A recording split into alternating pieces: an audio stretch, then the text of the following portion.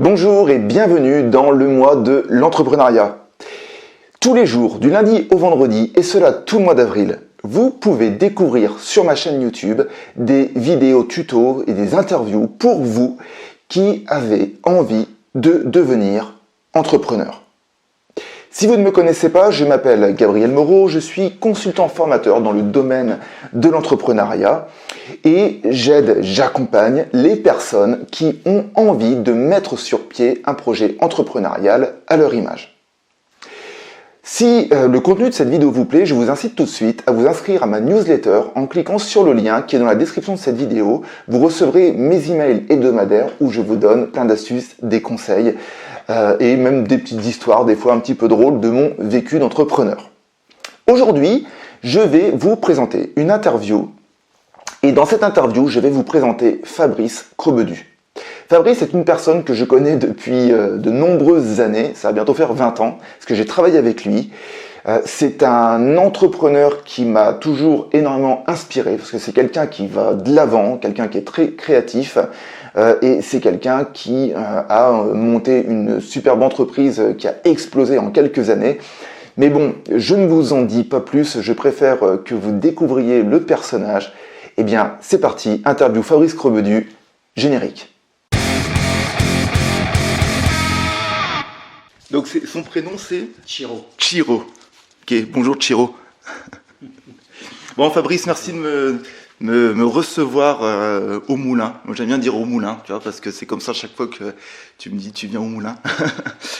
Merci pour cette interview et je sais qu'on va parler de de choses super intéressantes. Aujourd'hui, tu es entrepreneur dans la location de box, c'est ça? Oui, tout à fait. Ok. Et alors, avant de reparler de ça, je vais revenir un petit peu dans le passé. Il y a maintenant, je pourrais même plus calculer parce que ça fait tellement d'années. C'était en 2003 où j'ai rencontré Fabrice qui lançait une activité dans les énergies non renouvelables, les pompes à chaleur, chauffage réversible, la climatisation. Et c'est comme ça qu'on s'est rencontrés. On a travaillé ensemble. Les années ont passé. Et on s'est retrouvés, voilà. Et, Fabrice a toujours, un parcours moi qui m'a toujours beaucoup influencé aussi, et c'est pour ça que je voulais l'interviewer pour peut-être influencer vous qui avez envie de se lancer en tant qu'entrepreneur. Donc Fabrice, est-ce qu'on peut revenir un petit peu sur la genèse dans ton parcours, ce que tu as fait et la transition que tu as vécue justement pour arriver aujourd'hui à faire ce que tu fais comme activité? Alors, j'ai commencé déjà par des études scientifiques. D'accord. Donc un bac à l'époque qui s'appelait le bac C, un bac de maths. Après une faculté de maths à Clermont-Ferrand. Après, j'étais pas fait du tout pour la faculté. Je passais plus de temps en dehors de la faculté qu'à la faculté. D'accord. Ça, pour papa, faut pas l'entendre. Ensuite, donc il a fallu que je donne un sens à tout ça. Et j'ai fait donc une formation en génie climatique et thermique à Paris. D'accord. Il y avait deux écoles en 90, dans les années 90 qui donnaient cette formation. Suite à ça, je me suis orienté sur travailler avec mon père, qui avait une entreprise dans le bâtiment, donc génie climatique. On faisait des appels d'offres pour des hôpitaux, des bureaux, des cliniques, des hôtels, de l'industriel. D'accord. Donc moi j'ai commencé plutôt à développer une filiale sur Paris. Je vous présente Chiro, mon associé. Et ensuite, j'ai réintégré le siège qui est à Nevers et j'ai développé l'activité. Et en parallèle, j'ai développé une start-up dans les années 2000 sur une plateforme collaborative pour tout ce qui était messagerie unifiée, les agendas. Ah oui, ça je me rappelle un petit peu Voilà. que tu en avais parlé à l'époque de ce concept. Donc ça a déjà été une première expérience qui n'avait rien à voir avec ma formation et mon métier, mais qui a été très enrichissante sur comment élaborer un business plan, une stratégie, comment se positionner, comment préparer un discours, une présentation aux investisseurs. C'est des choses que je n'avais pas l'habitude de faire, mais qui m'ont beaucoup appris. En 2003, je continuais à développer ma société. Et là, j'ai fait une rencontre sur une société qui développait des systèmes de pompe à chaleur. Et leur problématique était la pause. Donc, ils ont fait appel à notre société pour faire certaines pauses pour eux. Et quand j'ai étudié leur façon de faire, de vente et technique, je me suis demandé pourquoi je ne pourrais pas faire comme eux.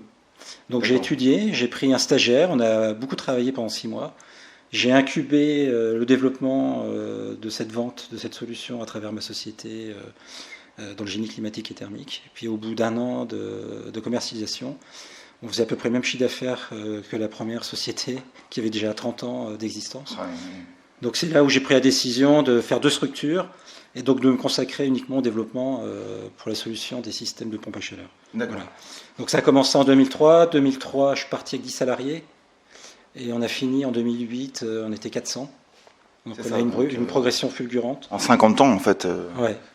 Et on développait à peu près une ouverture par département, 1 à 2 tous les 2 mois.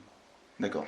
Donc ce qui m'a amené pour gérer la croissance à faire appel à des investisseurs. Donc on s'est rapproché du groupe GDF à l'époque et on s'est marié avec GDF Suez en 2008. Voilà. Donc ils ont racheté la société et moi j'ai arrêté de travailler en 2009.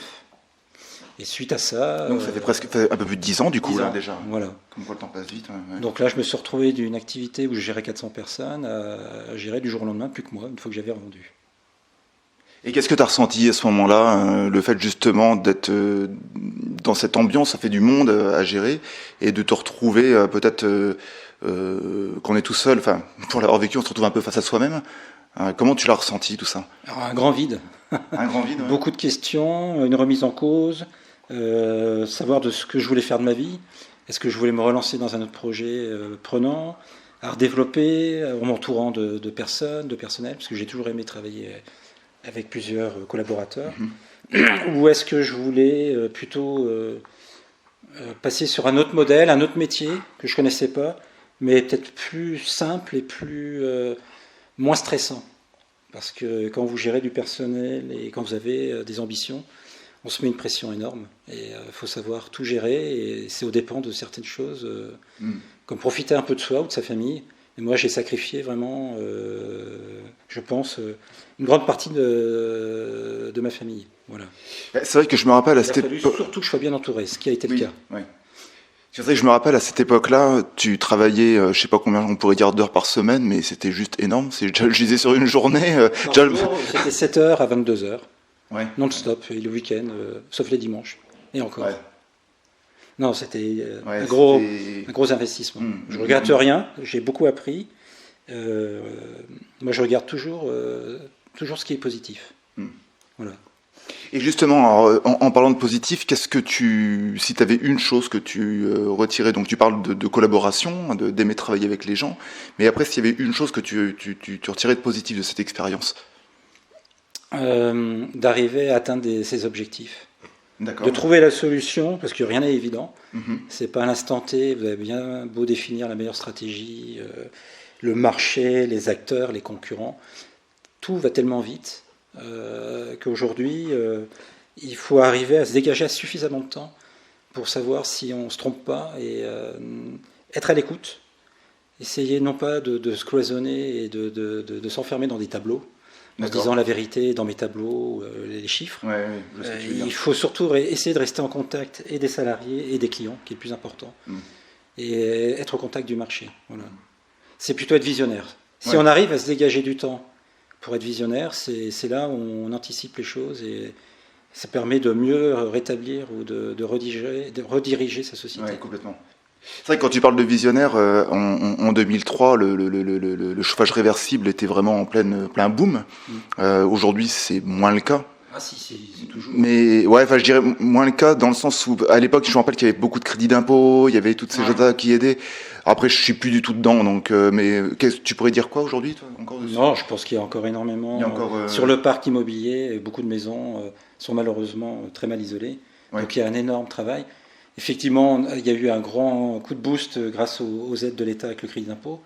Et aujourd'hui, elles se sont amenuisées. Mais je pense que le modèle, il faut le voir à long terme. Il ne faut pas le voir à court terme. Sur du long terme, c'est très avantageux. D'accord. Alors maintenant, pour en revenir à cette transition, donc quel a été un petit peu le bilan que tu as fait de cette transition? Alors tu parlais de revenir à des choses peut-être plus simples. Qu'est-ce que tu en as tiré? Donc du coup, aujourd'hui, dans quoi tu t'es lancé pour parler des box, justement? Alors justement, une fois la page tournée sur les énergies renouvelables, Je m'étais posé quelques questions et j'avais dressé une liste des plus, des moins, de ce que je voulais faire, pas faire, et surtout comment je voulais vivre. Voilà. D'accord. Quel temps je voulais consacrer à mon travail et comment je voulais m'enrichir personnellement. Donc ma grosse décision, c'était de trouver un système qui me permette de travailler, mais sans avoir de contraintes de personnel. D'accord. Parce que pour moi, c'était un gros point, un gros frein.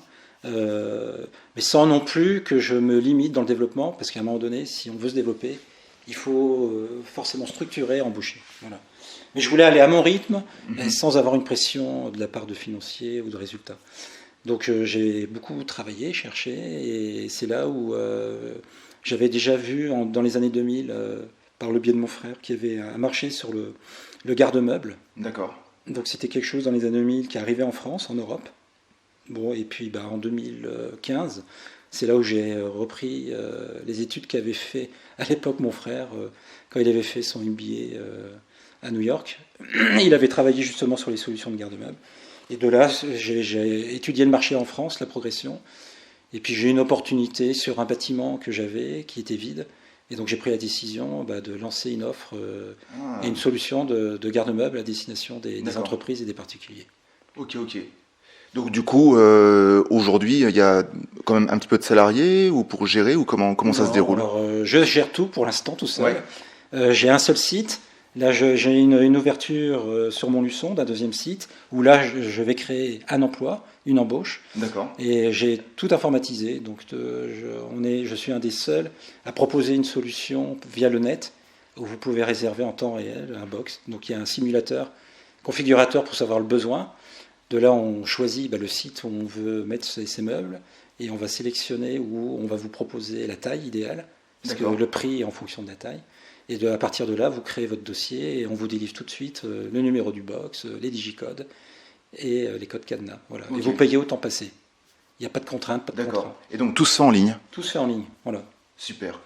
Et alors tu vois, moi il y a quelque chose en même temps que je t'écoute qui me fascine parce que et ça je pense que c'est vraiment une des qualités d'un entrepreneur. Tu m'arrêtes si je me trompe, mais j'ai l'impression que tu as toujours su être en veille sur le marché, de voir ce qui fonctionne ou peut-être ce qui peut ne pas fonctionner. Et donc, à partir de là, de savoir où tu vas poser ton jeu, en fait, quoi. Je sais pas si c'est la bonne expression. Je suis très curieux. Oui. Curieux et à l'écoute. Oui, c'est vrai, je me rappelle de toi, qui est très curieux, observateur aussi. Ouais. Donc, je suis jamais à me dire que c'est moi qui détiens la vérité. Et je regarde toujours les entreprises, les nouveaux secteurs, les nouveaux marchés. Bon, certains, je ne peux même pas y accéder parce que je n'ai pas la connaissance. Ou alors ce serait par des rencontres, des opportunités, mais je n'aurai aucun rôle dans la société. Moi, je me définis plus comme un développeur, un entrepreneur. Donc si j'estime que le marché est bien, que je peux m'entourer des bonnes personnes, et que c'est le moment, et que je peux, avec mes capacités ou les gens qui m'entourent, je n'hésite pas. Ça me fait pas peur. D'accord. Et justement, en parlant de ça me fait pas peur, comment, à la limite, quel serait selon toi, en tant qu'entrepreneur, parce que quelque part, en 2003, c'était ta première entreprise, hein, tes premières entreprises quand tu as commencé? J'avais créé 2-3 entreprises. Déjà avant, oui. Ouais. D'accord. J'avais déjà l'habitude. Tu avais déjà un petit peu l'habitude, du coup. Monter une société, quelles étaient les étapes importantes, comment modéliser, définir son besoin. D'accord. Avoir quand même déjà des notions avant d'investir, d'évaluer le risque et de savoir comme la marge de progression.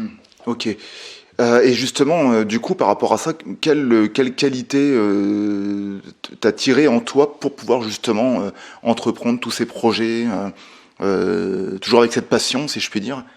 De tester l'offre, le produit. C'est-à-dire que j'aime bien avant aller voir des gens et essayer de leur vendre la solution pour voir comment ils réagissent, quels sont les points bloquants, les objections. Et puis beaucoup étudier, alors si le produit est déjà existant, mes concurrents, savoir quelles sont leurs forces, leurs faiblesses, et de voir comment je peux me positionner. Est-ce qu'il y a vraiment un attrait à le faire et comment se différencier? Et si le marché n'existe pas, c'est comment se positionner et comment rédiger un plan marketing ou un plan de vente. Moi, ce qui m'intéresse surtout, c'est le client. C'est vraiment écouter, aller voir les clients, être à leur écoute, savoir ce dont ils ont besoin et de leur proposer une solution qui réponde à leurs problématiques ou à leurs recherches. D'accord. Et a priori, ça réussit? Enfin, c'est une bonne solution, non? J'ai eu des échecs aussi. Tu as eu des échecs Ouais, aussi, mais les échecs m'ont renforcé et me rendent plus prudent, parce que même s'il y a une notion de risque, quand on entreprend, on prend toujours un risque, et il faut savoir quand même le calculer, le limiter, et pas non plus foncer tête baissée. Mais justement, et quand tu parles d'échecs, ce qui est intéressant dans ton process, c'est que le fait de tester, au final, quelque part, ça minimise le risque d'échec. Ben, ça permet de ne pas investir, on va dire, des sommes ou du temps surtout, parce qu'au début c'est plus du temps qu'on investit, sans savoir où on va et se dire est-ce que là je suis dans le bon chemin ou pas. Souvent plus on avance et plus on est dans un échec, et plus on s'entête, parce qu'il y a ce côté de la fierté en se disant non, je ne veux pas subir un échec. Mais des fois, il faut reconnaître qu'on peut se tromper ou écouter, et il faut savoir vite rectifier. Ouais. Un échec, ce n'est pas forcément un constat où on arrête tout, et au contraire, ça permet de se renforcer et d'en tirer une force. Leçon, une force. Ouais. Ok, alors du coup, où est-ce qu'on peut aujourd'hui trouver, je vais mettre le lien dans la description de cette vidéo, donc comment s'appelle le nom de la société, on peut le donner? Oui, alors c'est Box, BOX-du6, selfstockage.com. D'accord. En un seul mot, tout attaché au singulier. Ok. Voilà. Bon, de toute manière, je vais mettre les liens dans la description de la vidéo. Alors, Fabrice, avant de se quitter, moi j'aime bien la question, c'est pas une question piège, hein, mais c'est pour les personnes qui nous regardent. Qu'est-ce que tu conseillerais aux personnes qui ont envie d'entreprendre, mais peut-être qui ont peur en fait, de passer à l'action? Alors, la peur peut être un moteur. Oui, c'est vrai. Puis la peur et c'est rassurant parce que ça veut dire qu'au moins, on n'est pas fou. Il ne faut pas confondre fou et la peur. Non, c'est normal d'avant d'entreprendre. Il y a toujours une zone d'inconnu, mais c'est ça aussi qui est motivant. Et de toute façon, il faut savoir que rien ne sera fait. C'est vous qui serez votre propre acteur. Rien ne sera donné ou tout cuit. Au contraire, ça sera très, très, très difficile. Les gens qui vous aiment le plus, c'est eux qui vont vous protéger le plus et qui vont peut-être essayer de vous dire est-ce que tu es sûr, est-ce que tu fais bien, etc. Donc il faut toujours garder confiance en soi, c'est une question de confiance, mais surtout, faut pas que la peur soit un frein pour réfléchir. Il faut surtout mettre en œuvre, réfléchir avec une méthodologie, c'est très méthodologique en vérité, voir les étapes, les mettre en action, les prioriser, se donner un temps imparti, parce que le temps c'est de l'argent. Et souvent, si c'est trop long, on peut aussi perdre, pas confiance, mais se démotiver. Et à un moment donné, l'action fait que on réfléchit moins, mais avant d'agir, il faut surtout tout mettre en œuvre pour savoir si tout ce qui a été conçu ou imaginé est bien aligné. Voilà, c'est une question d'alignement. Alors soit quand c'est personnel, faut aller voir des acteurs, pas hésiter à aller des salons, poser des questions, être curieux. On l'a amassé maximum. On peut retrouver plein de données aujourd'hui fiables sur Internet, sur les bilans des sociétés, pour essayer de savoir les coûts réels, voir leur marge de progression, comment ils ont commencé. Et si c'est à plusieurs, il faut surtout être bien entouré, faire le bon choix, d'être complémentaire, et puis de mettre des règles de gestion qui fassent qu'on peut se dire les choses.